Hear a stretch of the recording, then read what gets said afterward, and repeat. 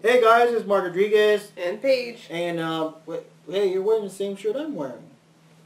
You have to change. No, remember the policy. What policy? Men have to change. No, you go change. No, you go change. This is like a cool WrestleMania shirt that dropped in price. I just had to get it. I didn't know now you got you're one freaking too. plugging it. Plug. But, yeah, you go change. Bitch, you change. Well, whatever. Let's just keep the same thing just for this time, okay? Twinsies? Whatever. Just wrestling twinsies. WrestleMania. We both love WrestleMania. Some parts anyway. So let's even though I think I fell asleep at the end, but yeah, sure. Yeah. So let's get things started real quickly. This is of course WWE. I actually stayed up the whole time. Yes. Yeah, you did. This is WWE Aftershock. We review all the latest pay-per-views, and now we're gonna go with WWE Extreme Rules 2016 and start it off. So first of all, for the pre-show, we had just a quick match here. Baron Corbin against Dolph Ziggler. It's like a rubber match, so this kind of ends their little whatever. And a rubber match, yes. That means that whenever that match is over, like that particular feud is over. Using rubbers? No, they don't. But it means that they'll go after other people from now on. It just won't be an ongoing thing. Do they wear rubber suits? No, maybe, I don't know. But anyways, Ziggy in a rubber suit. Okay. Yeah, Ziggy was wearing like a weird white, pink, purple thing. Well, anyways, Baron Corbin. Oh, you're checking him out. No, but it was weird he was wearing that. Anyways, Baron Corbin defeated him, and I guess that ends that, and I guess it's a good way to show off his skills and all that. Like I said, I was very surprised that they had Dolph Ziggler beat him the first time last time, but now I guess it's all the score, and now we'll see where Baron Corbin goes from here. Didn't care about this one, so yeah. Go move on. So now, for the actual pay-per-view, the first one we had was a tornado tag match. I haven't seen one of those in a long time. Was Carl Anderson and Luke Gallows, the Club, which are the guys that are helping out AJ Styles lately, going against the Usos. And in this kind of match, all four of them are in the ring all at the same time. There's no tags on it. They can just go at it. So, yeah, it's pretty intense. Pretty good back and forth and everything. The Usos trying to rock it up and all that kind of stuff. But, yeah, the winners in this case were Anderson and Gallows. And, well, what can we say? I mean, the Usos tried their best. How did they win again? I kind of forgot because, I don't know. Obviously, I went to the Usos to win, but... Yeah. I didn't care for that match as much. I care for it because of the Usos, but I didn't care as much. So I don't pay attention to these kind of matches as much. Yeah, I was kind of rooting for the Usos, but I kind of had a feeling these guys are going to win because they're newer and they've got the whole club thing, so, So then we had, unfortunately, Rusev, now with Lana. Now he's back with Lana again and everything, going against Kalisto for the U.S. Title, and, yeah, unfortunately, Rusev won. But honestly speaking, I don't know. It's kind of hard. I don't know what Kalisto could really do that much against Rusev. Rusev is, very powerful, and he gave, big matches against John Cena and all that stuff. I don't know what Kalisto could have done against that. Kalisto did do lots of good moves, lots of good speed. He tried kicking at the legs and everything to kind of wear him down. But in the end, Rusev managed to grab him and slam him near the edge of the ring. That of course hurt his back badly. And then he grabbed him in his accolade. But it was weird though. Now he was actually twisting himself all the way back, and Kalisto basically bent in half, considering that he just had that impact earlier. So yeah, he just tapped out real quick. There was not much he could do. There was nothing he could do, really. It's just tough. So Rusev got his title back after losing it to Probably John Cena. It's been so long now. Yeah, it went back and forth. So now Rusev, yes, because as you guys probably know, the League of Nations is now separated, and Wade Barrett is now gone, and everything. So Rusev is now back to being, Lana before. There's something on Facebook. But continue speaking. Okay, so the next one we had was the New Day. This time it was Big E and Xavier Woods wrestling, and not Kofi, because usually it's Adam Kofi. Rose, professional wrestler, formerly released from WWE. Yes, Adam Rose is also gone, so I don't know what's that's going to happen to the social. I said Rusev, Ryback's gone or going to be gone. Yeah, well, we'll get to the list of that near the end of the review, though, because I guess we can cover that too. But I don't need to cover just a little bit. The New Day, like I said, this time it was Big E and Xavier Woods wrestling against the Vaudevillains. The Vaudevillains were those black and white kind of bad guys from the NXT. They came in. That killed whatever his name is. that pretty much knocked him out. Yeah, with Esno. Yeah, so even though that match ended without a clear winner, they decided to just kind of go ahead and make him like a day one. Because remember, that match was to determine who was going to fight against the New Day in this one. So now we got this match. And I kind of don't remember too much about the match. Well, the only thing I remember is the usual thing. So we got Big E and Xavier Woods wrestling. So of course, whenever the referee's distracted or something, Kofi comes in with a kick to one of them guys, and they get pinned, and that's the end. And that's the whole thing with the New Day. I know people love them and their shenanigans and New Day rocks, and this thing with the Bootio cereal, and like they were like thrusting against the Bootio while they were doing. Okay, don't demonstrate. Oh my eyes. Stop. When they were doing the whole WWE tag that, they were doing that. Okay, but anyways, Paige, get back up. Anyways, like I'm saying, it's gonna be the same story all the time. It's always they always cheat. The one who doesn't wrestle always cheats. And unless they fight against another team that has a third member, they're always going to be tag team champions because who can beat them? There's always going to be Xavier Woods or someone else cheating. So that's going to go for a long time. So now we have one of the biggest matches that everyone just loved like crazy. It was a fatal four-way for the Intercontinental Championship title with The Miz, which is the champion. He has to, get it, keep it, whatever, against Cesaro, Kevin Owens, and Sami Zayn, which is, of course, Owens' big rival. I didn't care for much of this. I only cared about one match, and that's it. Or two. Oh, this one was pretty intense. They were really, all over the place. Cesaro had to show up a lot of his skills. He was, basically running around giving uppercuts to everybody. He grabbed, The Miz and spun around a whole bunch of times. He was showing off a lot of skills. He got, a lot of favoritism. And personally, I think I would have preferred him to win. Of any of the people. All of them? Because I don't like Owens that much, and then Sami Zayn, whatever. I just don't know him. I know he's a big following in NXT, but I don't know him personally. I like Cesaro more. And Cesaro's just so much better by himself, too, than when he was a Tyson Kidd. I don't know. But, in the end, there was lots of times where they were trying to grab each other in the ring or something, and then Cesaro would come in and grab all three of them and just slam them back all at once. That was awesome. But, anyways, it was hard to... Because everybody was doing all their finishing moves back and forth. The only thing I remember is that, I don't know, someone knocked out someone, and The Miz just took advantage of it to real quickly get in there for the pin and get out before they could stop it. And The Miz did win the title. He still is the Intercontinental Champion. And, of course, his wife, Maurice, his real-life wife, Maurice, is now with him all these days. So she's there to, help him stand up and all that stuff. So, yeah, it was a pretty intense match. It was just rocking the house. The ending, everybody was just, these four guys really gave it, their everything in this match. It was intense. And I'm going to tell you, this kind of influences the next one. The next one we had Dean Ambrose versus Chris Jericho in his new made-up Asylum match, which is basically like a steel cage match. The difference is that you have to win by a pin count or submission. Even if you climb out of the cage, it doesn't do anything. It doesn't count. You have to stay in there and fight, and the door is locked. You can't open it. And above the ring are all these weapons like potted plants and... Mitch. It's freaking Mitch. And Mitch. Nunchucks, 2x4 with barbed wire around it, and other things like that. Lucille. It's freaking loose. Well, was it a baseball bat or was it this time it was a 2x4 this time. And the last one did have a... Lucille Senior. Yeah, Lucille Senior. So, anyways, basically it was... Well, that Dean Ambrose interrupted Jericho's show and blah, blah, blah, blah, and it became to this rivalry, and now this is the silent match. So, yeah, it was intense.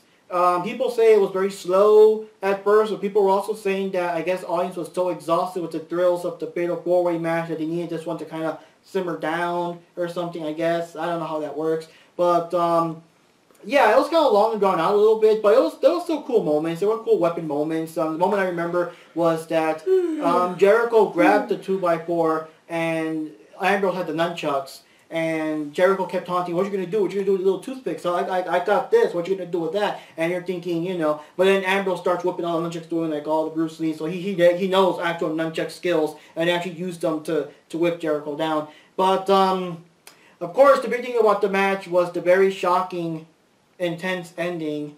There's a cat there. And of all the weapons that we've been grabbing, there was a random bucket up there. And it's like a bucket. What's he going to do with the bucket? Yeah, so Dean Ambrose went up to get the bucket, and apparently the bucket had a lid on it or something, and he pulled out a black bag, and the black bag was full of thumbtacks that you threw all over the floor. You don't like being held. And that was the whole thing. So now we had that, thing of the thumbtacks. And even though there was a lot of back and forth, and of course Jericho trying to do everything he possibly could to avoid them, in the end, Ambrose did pick him up and body slammed him into the thumbtacks. And that was, wow, that was extremely intense. That was hard to see. And I've heard people say that they used thumbtacks before in the past during the Attitude Era and stuff, but it was very surprising now in 2016, which we call the PG era, that they did that. But oh my God! And then Jericho was pain stuff. So Ambrose grabbed him and finished him off with the dirty deeds. But when he did the dirty deeds, he also got a couple of them stuck on him and everything. But yeah, it's pretty intense, just painful, just like oh my God. And like Paige said, at least Ambrose had a shirt on. Jericho was shirtless. Yeah, I heard people saying, people were saying that they were expecting it to happen to Ambrose like the backfire because he had the shirt on, but no, it happened to Jericho. And he was shirtless. Oh, I don't care for Jericho, but I felt so bad for him. You want to go? Yeah. Say bye. And it just shows like the mentality, what you have to go through to be a wrestler. And like now looking back, like before the match started, Jericho's had this serious look in his face as he walked slowly. It's like you knew you're gonna get thrown on. Well, you have to look intense, so I know. That's probably his motivation to feel stressed Yeah.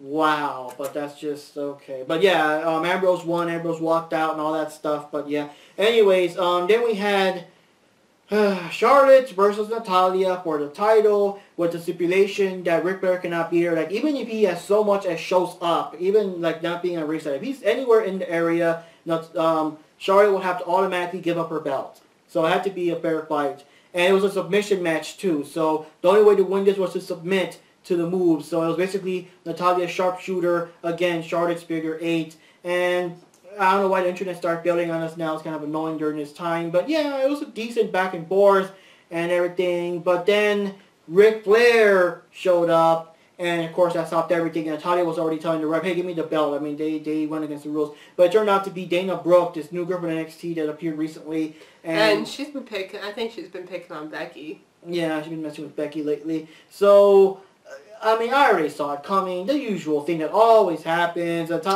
Natalya is so busy, like, looking at Dana Brooke and whatever, that Charlotte grabs her and gets the win. And it just pisses me the hell off. It's just, I don't know, it's just annoying.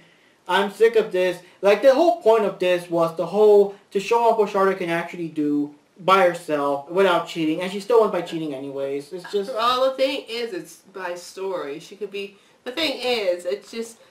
Whoever's writing the story of, like, the divas and how they have to make Charlotte like a cheater.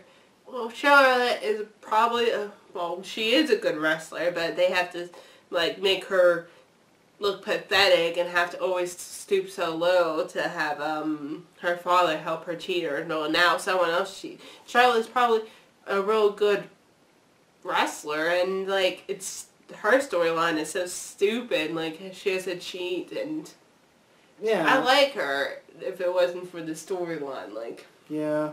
And then the other thing is that this is like the only diva match in the whole thing. It's like, where's everyone else? Like, we haven't seen Naomi. Paige is just kind of in the background. I mean... Becky's getting picked on. Yeah, so I don't know. Sasha, did you say Sasha? No, not yet. But Sasha, I haven't disappeared. Yeah, and then Tamina, I don't know if she's still with Naomi or not. I don't know, it's weird. Tamina, Yes. But I think they'll stay together because they were like... Natalya. Yeah, they were like together before the whole team stuff. Yeah. Started. Yeah. But anyways, now we go for the main event. Roman Reigns versus AJ Styles for the World Championship, the main, title. And, yeah, pretty intense match. They gave it all. The only thing that was kind of weird, well, this is a no-holds-barred match. No disqualification, no countouts. I thought it was kind of weird that Roman Reigns was the one walking away from AJ Styles and trying to escape him, and basically, you know how it is, they walk around the whole area, like outside the ring, and where they do all the equipment junk, and backstage, and then back into the ring, and all that stuff, so yeah, it was kind of weird that Roman Reigns, because he doesn't run from a fight, so I'm surprised they made him be the guy that kind of walks away, and basically gave you the tour of the whole place, but, Yeah, AJ Styles, like, wow, he did so much. He went through 2 tables, basically. Like... The Spanish table? Yeah, and the German one, too, I think. It was a Poor German. It's like, he was in the rafters, and he was going to jump, and Roman Reigns basically grabbed him and alley-ooped him back behind him, and it's like the full weight of his body smashing that table. And then later on, he got smashed to another table. It was like a lot of stuff. And then, of course, he was expecting these guys, Gallows and Anderson, came in to kind of cheat and beat down Roman Reigns. And the Usos also came in to help him, and then they're all beating each other down and all that kind of stuff. Lots of finishers. This is where I was fading. Yeah, lots of finishers, lots of things. In the end, AJ Styles got up on the rope, was kind of trying to finish the whole thing off with his phenomenal elbow, but Roman Reigns caught him with a spear in midair, sat him down, and that's all she wrote. But then, of course, the big shock now that everyone's happy and excited about the why. And everybody knew anyway. Yeah, I know. Seth Rollins came in. Seth frickin' Rollins, people like to say, just came in and did the pedigree on Roman Reigns and announced he wants a title and stuff. Because, of course, remember, he never actually lost the title. He was injured. He had to vacate the title. So, of course, now the big deal is him, trying to get the title back from Roman Reigns, I guess. Oh, it'd be funny. What if Triple H still had the title? How would Seth Rollins treat Triple H since he's a big Triple H coochie sucker? But, yeah, that's the whole thing. So, overall, I mean, it was intense. I like the Fatal 4-Way the best. The Jericho thing was sort of, but wow, that was kind of hard to look at the end. But yeah, that's basically my favorite thing. They kept zooming up on the freaking tacks. Yeah, well, so people can say that's fair that they zoom it in so you can really see that, no, he's bleeding. But, yeah, my favorite match is probably the Fatal 4-Way, and I guess Roman Reigns versus AJ Styles. Yeah, the Ambrose match was it was kind of drawn out a bit, sort of. And I am disappointed that both Kalisto lost his title and Natalya didn't win her title. So that's kind of, disappointing there. And so just to wrap up the episode real quickly, I just want to mention real quickly the guys that are now gone, because I guess every year around this time, yeah, they kind of trim down the people. So, like Paige said before, Adam Rose is gone, so I guess I don't know what's going to happen to the Social Outcast now without him. Wade Barrett is also gone. Ryback is potentially gone soon because he's getting tired of how the wrestlers aren't getting paid all the same. He does bring up a good point that they pay the winners more than the losers, but it doesn't make sense in wrestling because it's all scripted. You're already having someone lose, so you're basically paying them less and eventually releasing them for doing their job. So I don't know. Apparently they're gonna just let Ryback run his contract out, just not have him on TV, I guess, instead of all out firing him. Let me see who else. Well, Cameron is out, but I'm surprised because she hasn't been seen for the longest time. She used to be Naomi's tag team partner for the whole Funkadactyls. I guess she's still on Total Divas. I guess the release might kick her off Total Divas, but she's also someone else who got kicked out. And I can't remember it. Oh, Damian Sandow's kicked out. It was a big shame. We were all waiting for him. Cody. We were waiting for him to, get, separate from The Miz and be his own guy. And it was a big build-up. And once he did separate from him, they did nothing with him. So that's kind of a shame that Damian is... They turned him into, like, the outcast. Squeaks. Yeah. So, yeah, those are the people I know. Cody Rhodes. Oh, yeah, that's the way. Yeah, that was recent. Cody Rhodes is gone, too. I was saying Cody. I know, I was trying, I didn't quite catch that. But yeah, that was a big surprise. That was recent. Cody Rhodes, Stardust, whatever you want to call him, is gone.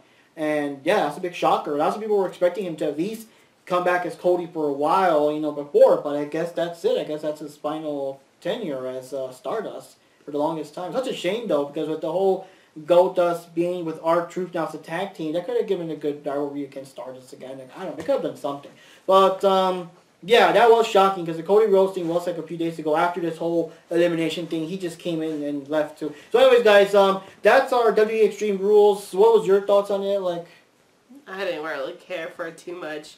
All I cared about was like Charlotte versus Natalya, and I was pissed that Natalya didn't win. I said my thoughts about Charlotte. She's a good fighter, but they make her not be a good fighter. You know what I mean? She has a quote-unquote rely on cheating to win, even though Charlotte's probably amazing because they don't really show it too much. Natalya, I wanted Natalya to win because she needs some love. Yeah. I'm afraid that they're going to just make some other diva go after Charlotte, and then they'll just leave Natalya forgotten. You know, that's the whole, I don't know. But anyways, guys, as usual, this is Mark Rodriguez here. Paige. And this is WWE Aftershock, and we'll see you next time. I guess the next one is the Money in the Bank. So we'll see what happens there. Money. Yep, who's going to get the briefcase? Who's going to cash out? We'll find out next time. Twinkie. Yep, see y'all next time. Twinkie.